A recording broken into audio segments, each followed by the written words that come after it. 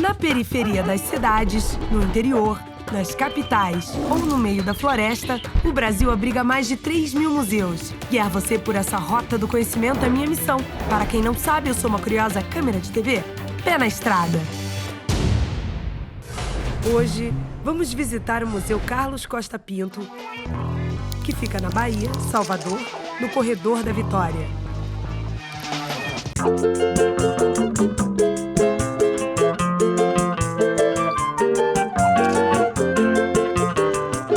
O museu fica nessa casa construída nos anos 50 para ser moradia da família Costa Pinto, mas que nunca foi habitada.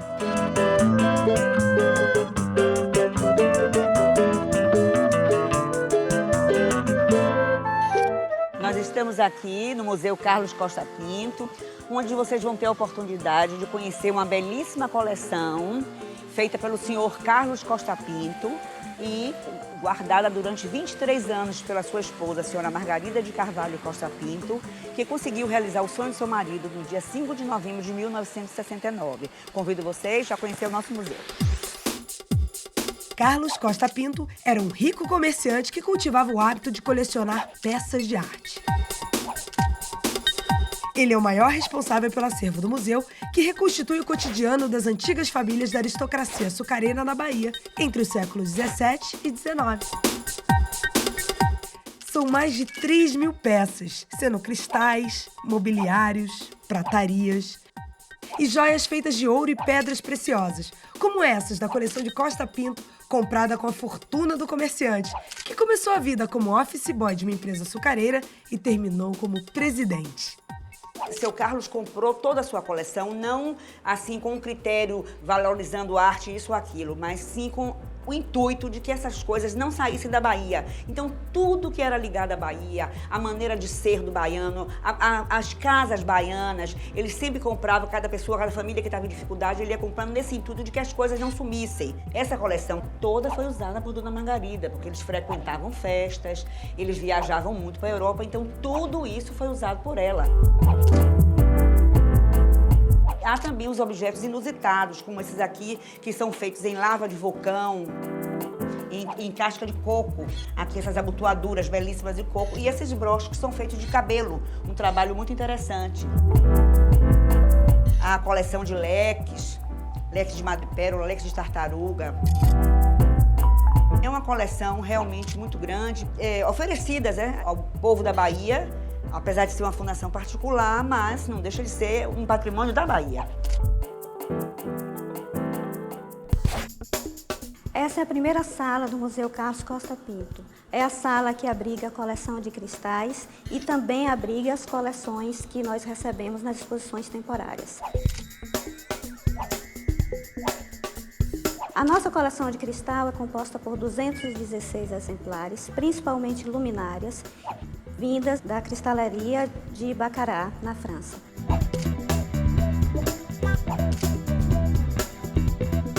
Esses candelabros, estes castiçais, esses lustres que nós temos agora, deslocados do seu ambiente natural, eles eram feitos para iluminar numa época que não havia energia elétrica.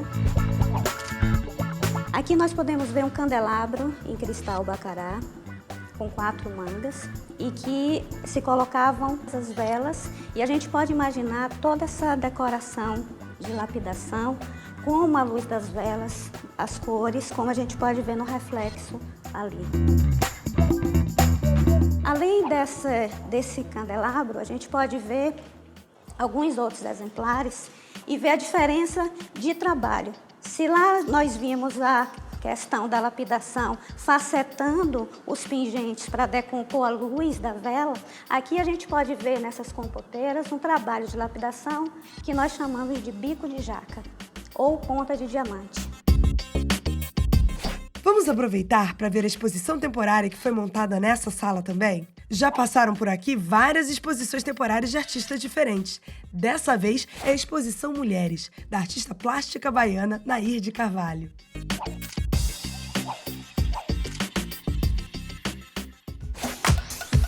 Aqui nós temos o retrato do senhor Carlos Costa Pinto. Ele era um homem que ele viveu adiante do seu tempo.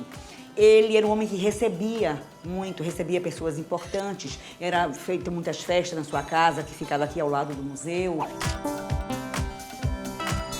Ele casou-se com a Dona Margarida, ele tinha 27 anos e ela 17. Duas pessoas que eram completamente diferentes. Um muito dinâmica e a outra, ela uma pessoa muito recatada. Por ser uma pessoa recatada e gostar de viver do anonimato, Dona Margarida não se deixou retratar. Nós só temos esse exemplar dela bastante jovem ainda. A sua atitude, o seu gesto em oferecer ao povo da Bahia essa belíssima coleção. Ela foi condecorada pelo governo do Brasil, pelo governo da Bahia, e aqui nessa pequena vitrine nós temos alguns exemplares de objetos pessoais que pertenceram a ela, como o leque do casamento, cadernetinha de notas de objetos usados no seu dia a dia, a xícara de chá, o bule.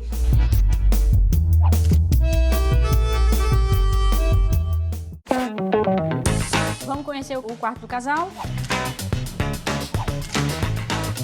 Aqui nós temos um mobiliário bem diversificado, como a marquesa, cômoda e essa cama aqui, que essa cama pertenceu ao casal no estilo José I. E quais são as características do estilo José I? Se vocês perceberem na sua decoração, por ela não ser tão trabalhada e tão carregada de elementos, ela é mais suave, nós podemos associar esse estilo ao estilo rococó. Aqui seria uma espécie de penteadeira, algo para mulher? Isso aqui é interessante, a gente chama de toucador. O toucador é uma cômoda com espelho em cima, que as mulheres usavam para se pentear e maquiar. Na tradição de algumas famílias baianas, se usava a bacia de prata para dar o primeiro banho da criança e se colocava uma moeda de ouro. Por que a moeda de ouro? Não faz ideia? Riqueza. Isso, a riqueza, a prosperidade, né, para trazer um futuro, né, mais promissor bom para a criança. Exatamente. Alguém pode me dizer ou então pensar para que serve isso aqui? Cofre de madeira, a gente chama de contador, para você guardar joias, documentos, objetos de valor. Aqui é uma cômoda papeleira. Cômoda é justamente essa parte de baixo, que tem várias gavetas, e papeleira, essa parte daqui de cima. É um nome composto, cômoda papeleira. Né? Então tem vários escaninhos para você guardar várias coisas, pode ser os papéis, os potinhos de tinta, a pena, é funcional, é como se fosse a escrivaninha. Né? Geralmente o pessoal fala que é a avó da escrivaninha. Uma curiosidade. Quem desconfiaria dessa gaveta secreta para guardar objetos valiosos?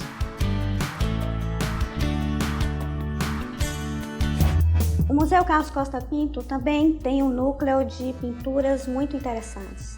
Nós temos os artistas da Escola Baiana de Pintura, representados aqui do final do século XIX até o começo do século XX.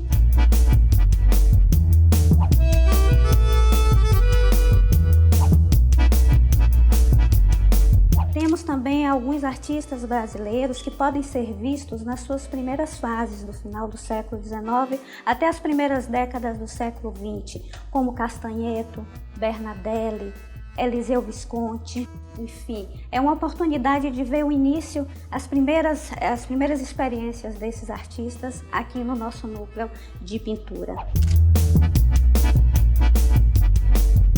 Cada pintura dessa fala dessas fases, dessas experiências, desses estilos. Nós podemos ver uma cidade diferente. Através das paisagens de Mendonça Filho, nós vemos uma Salvador diferente. A terceira maior coleção do museu é a de porcelana. Ela está dividida em dois núcleos, a porcelana oriental e a ocidental. Os chineses dominaram a técnica da porcelana nos anos 600 a 900 depois de Cristo. E aqui nós temos belíssimos exemplares dessa porcelana oriental. Nós temos aqui um vaso azul e branco. Essas jarras cornetas na técnica Powder Blue. Outros exemplares em imari e exemplares de belíssimas porcelanas de encomenda orientais. Europeus não dominavam a técnica, ficavam fascinados com as porcelanas orientais. Muito tempo depois, somente no século XVIII, é que os europeus conseguiram fazer a porcelana. Nós temos aqui um exemplar dessa bacia inglesa e temos também outros exemplares belíssimos de porcelana inglesa.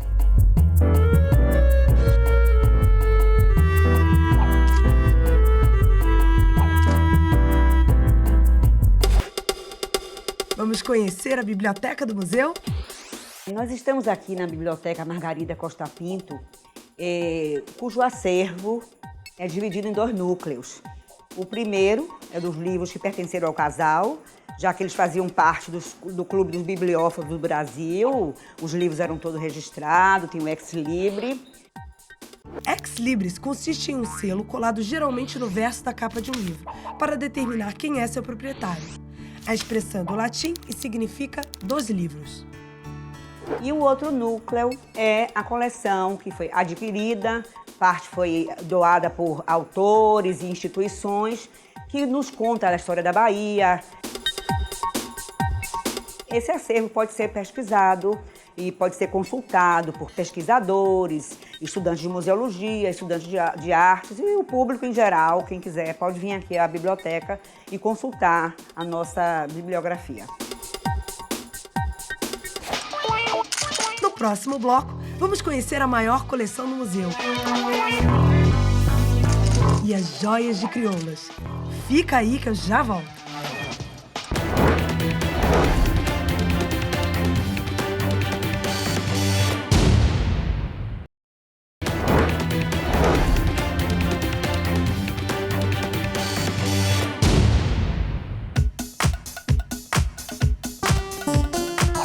Estamos de volta a Salvador, Bahia, para continuar nossa visita ao Museu Carlos Costa Pinto, que reconstitui o cotidiano das antigas famílias da aristocracia açucareira entre os séculos XVII e XIX.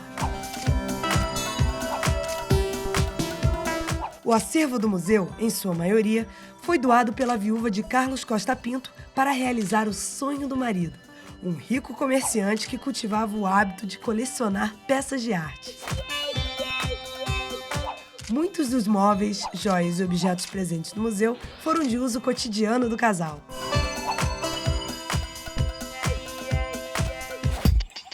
A casa onde fica o museu foi construída na década de 1950 para ser residência de Carlos e Margarida, mas eles nunca chegaram a morar aqui. Esta rua, ou seja, a Avenida 7, quando ela foi aberta, em 1916, no governo de Seabra, na verdade já existiam aqui residências de uma sociedade baiana, principalmente de comerciantes. O comércio de Salvador era muito próspero naquela época. E esse trecho, exatamente onde nós estamos, é o trecho das grandes mansões, com jardins, com muitas árvores frondosas, comunicação ao fundo da encosta com a Baía de Todos Santos. Vamos entrar para ver a coleção no museu?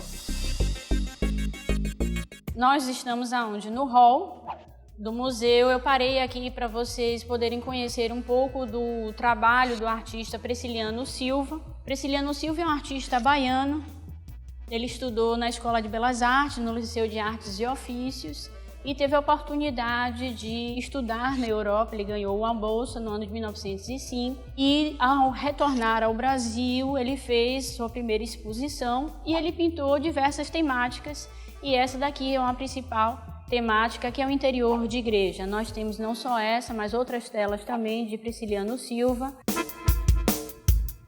E além dos quadros de Priciliano, nós temos uma diversidade de obras também do acervo do museu, como o mobiliário e a prataria que se encontra aqui no hall. A prataria é a maior coleção do museu, com 923 exemplares confeccionados no século XVII, XVIII, XIX e XX, de países diferentes como Brasil, Portugal, Inglaterra, França e Alemanha. É mais de 1 tonelada de prata. Muitas peças são bem curiosas, como essa espevitadeira. Sabem de onde vem o nome espevitadeira? Vem dessa pequena peça, com essa ponta para espevitar o pavio das velas e essa caixinha para apagar a chama das velas.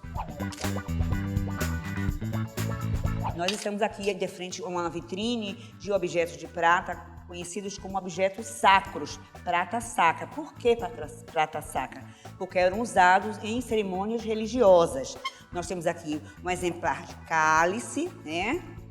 Âmbulos, onde eram acondicionadas as hóstias. Temos atributos de imagens, as coroas, as sandalinhas. Temos as galhetas para colocar a água e o vinho. Tem esse interessante exemplar de um porta-toalha de batismo, né, que era usado nas cerimônias de batismo para pendurar a toalha.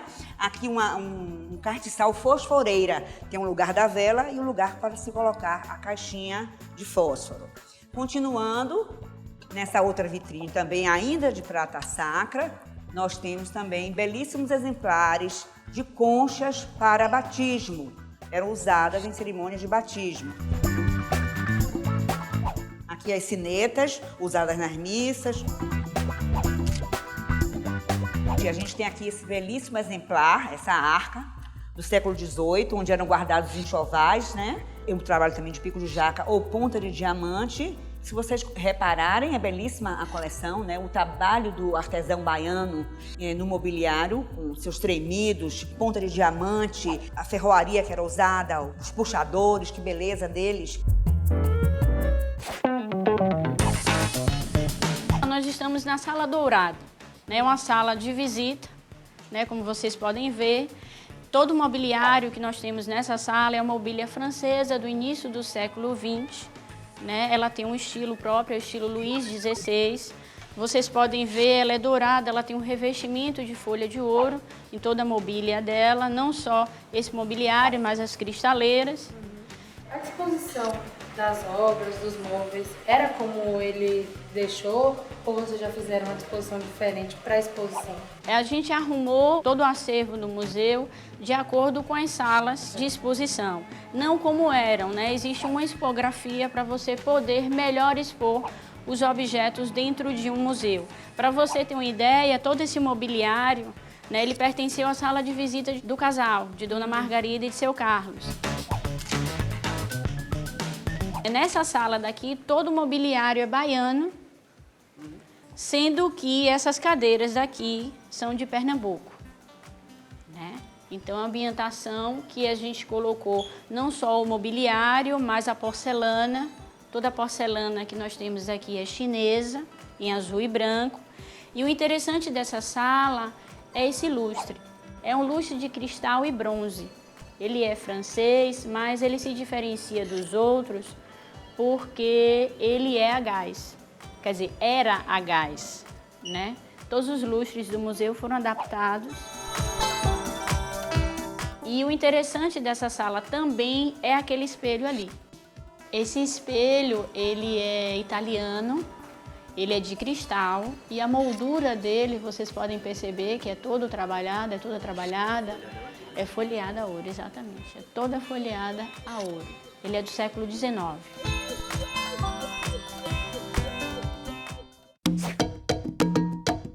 Bem, nós estamos agora aqui num pequeno esconderijo, uma sala reservada às joias que pertenceram às crioulas da Bahia, libertas e algumas ainda não libertas, mas que saíam com seus senhores e tinham que sair também bem paramentadas e bem arrumadas, que era uma maneira de se mostrar que o senhor tinha dinheiro. Como hoje você sai de BMW ou de Mercedes-Benz, eles saíam com as escravas muito bem ajaezadas, digamos assim. São pulseiras de ouro, coral, terços, medalhões, causa surpresa aos próprios brasileiros e muito mais aos estrangeiros saberem que as escravas chegaram a usar esse tipo de joias. Essa questão que intriga a maioria dos nossos visitantes é uma questão que nós podemos ver através da nossa história. Essas são joias que pertenceram a algumas mulheres negras e mulatas que conseguiram ascensão social e econômica dentro de uma sociedade que tinha tudo contra elas. Então, nós estamos vendo aqui insígnias de liberdade. Elas são diferentes das joias eruditas, das senhoras brancas, por sua construção, elas são muito mais exuberantes. Elas não eram usadas em um único exemplar, elas são de quantidade, porque justamente elas representam essa sociedade da aparência, onde uma mulher negra, uma mulher mulata, para se afirmar como livre dentro dessa sociedade, ela tinha de parecer ser livre. Além das joias, nós temos uma coleção muito interessante, que são as pencas de balangandãs. Balangandãs em prata, que podem ser vistas nessas salas. E essas pencas de balangandãs são mais singulares ainda do que as demais joias. Por quê? Elas são insígnias não só de liberdade, mas também de crenças. Cada penca é única. Ela é reunião de objetos místicos feita por cada uma das suas proprietárias. Os objetos mais recorrentes são a figa, que a maioria das pessoas pensa ser um objeto africano, mas que é oriundo do Oriente, o cacho de uva, a romã, a chave. E todos esses objetos, a maioria deles, eles são objetos para propiciar tanto a fartura quanto a riqueza e também objetos de proteção no mundo onde a medicina, a ciência ainda não tinham desenvolvido como nós conhecemos hoje. Esses objetos mágicos eram muito importantes para cada uma das suas usuárias. Agora vamos conhecer a coleção de pratas que, usadas em casa, guardam uma recordação dos hábitos baianos do tempo dos engenhos de açúcar e riqueza. E explico sempre que essa prataria chamada prataria civil é porque era a prataria que era utilizada nas residências. São salvas para levar copos, são chaleiras, são bules, aparelhos de chá, como esse aqui, que pertenceu a essa de Queiroz, e o colecionador comprou em Portugal, e é uma peça justamente feita em Goa, que era um domínio português. Temos 4 exemplos aqui de farinheiras, 2 da metade do século XVIII e 2 já do início do XIX, que eram peças que para levar farinha para a mesa, já que toda a bachela era em prata, os pratos, as travessas, as sopeiras, etc. E a farinha ia como? Então foi criado que Portugal não comia farinha, nós criamos então a farinheira. Todo o espaço aqui no museu é usado para experimentação educativa e seu acervo como um fator de inclusão social. Vocês estão vendo alguns objetos que fazem parte da oficina sensorial do museu, para podermos trabalhar com os deficientes visuais. Aqui nós temos um catálogo em braille que ele foi criado no ano de 1996. E para dar aporte a esse catálogo, nós temos essas peças aqui que foram modeladas, que são réplicas do acervo da prataria do museu. E ao tocar nesses objetos, a pessoa pode ter a sensação e o reconhecimento dos elementos decorativos desse objeto além do formato. Nós temos aqui um trabalho muito importante com os deficientes visuais, mas a gente trabalha com a diversidade de público. O projeto Transmute consiste na realização de oficinas de museologia, acessibilidade, arte e socialização. Então, a princípio, nós fazemos visitas ao museu e atividades de sensibilização, para depois, nas oficinas, fazermos os trabalhos de reinterpretação estética a partir dos elementos do acervo. Estou fazendo aqui um quadro, depois a gente vai fazer a exposição e aí a gente vai multiplicando, vai sempre colocando uma pecinha aqui, uma pecinha ali e vai dando vida ao projeto.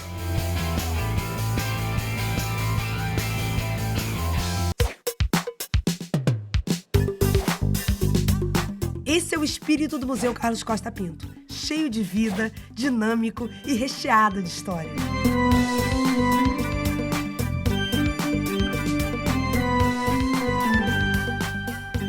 Você gostou da visita?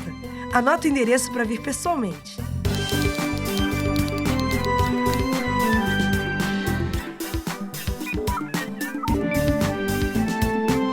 Obrigada pela companhia de hoje. Tchau, pessoal. Até o próximo museu.